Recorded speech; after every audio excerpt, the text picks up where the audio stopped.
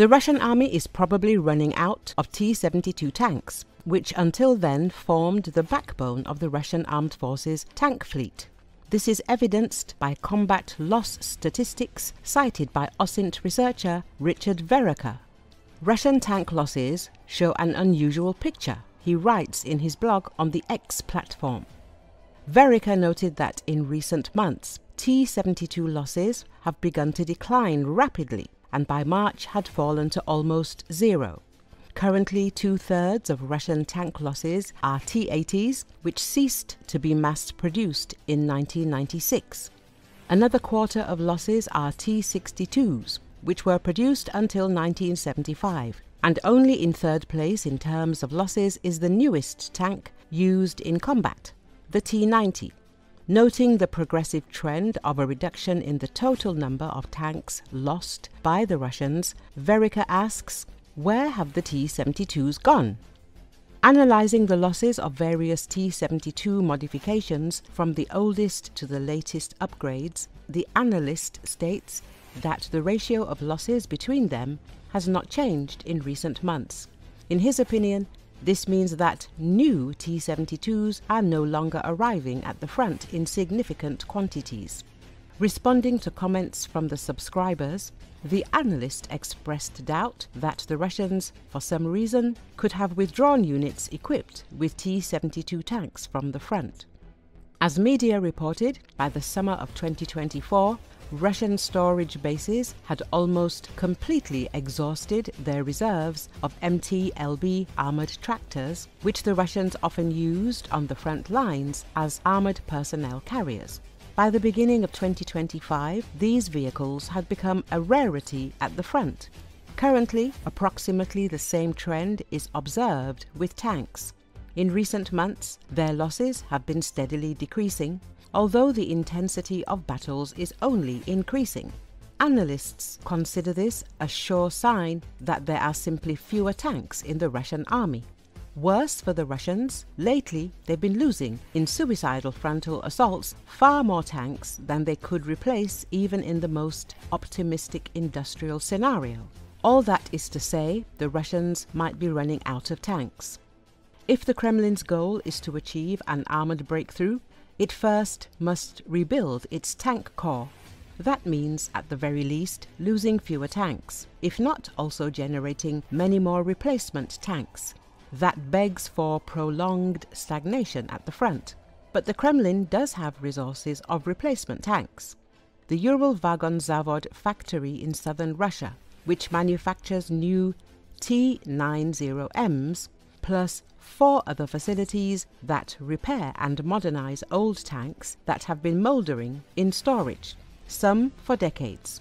The big question, one that no outside analyst definitely has answered, is how many tanks Ural Vagon Zavod can build and how many tanks the other plants can repair.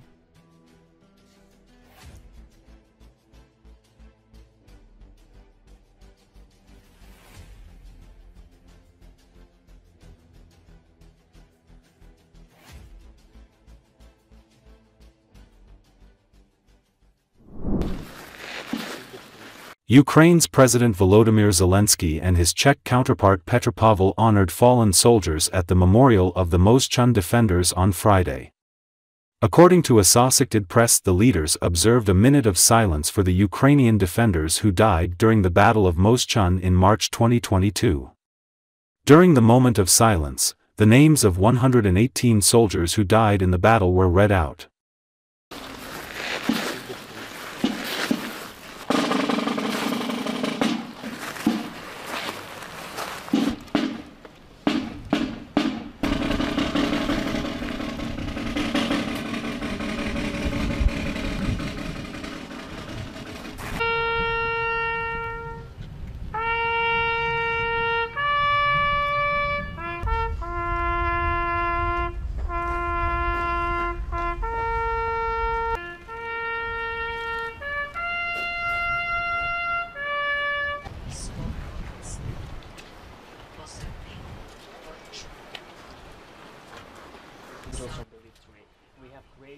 also memorize all the heroes that died. So 125 fallen soldiers who sacrificed their lives in order to lives here. They will also be memorized at this memorial.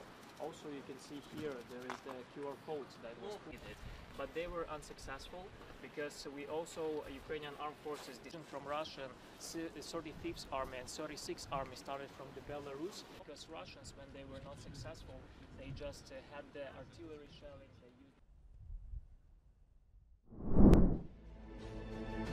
Ukrainian aerial reconnaissance units have intercepted the advancing Bucha anti-aircraft missile system of the occupying Russian army in the eastern direction of the front and transmitted the information to the rocket artillery crew.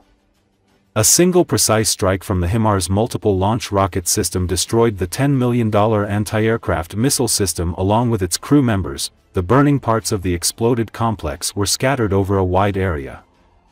The operation in eastern Ukraine comes amid intensified fighting in Russia's border Kursk region, where Ukrainian troops captured swathes of lands in surprise incursion last August.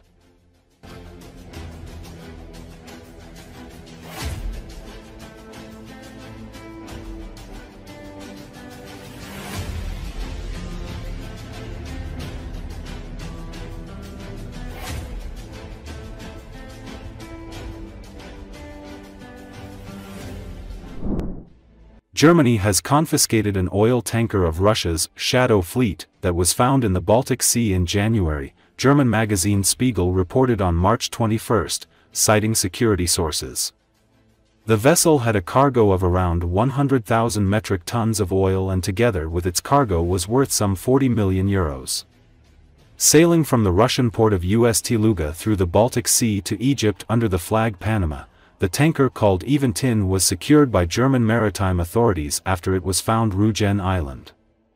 According to Spiegel, the aging oil tanker also raised environmental concerns about a possible oil spill. Russia is endangering our European security not only with its illegal war of aggression against Ukraine, but also with severed cables, displaced border buoys, disinformation campaigns, GPS jammers and, as we have seen, dilapidated oil tankers, German Foreign Minister Annalena Baerbock said at the time. Eventin was included as part of the 16th package targeting Russia's full-fledged invasion of Ukraine in February 2022. The package was aimed at putting extra pressure on Russia's Shadow Fleet, used to move oil, weapons, and grains around in circumvention of sanctions.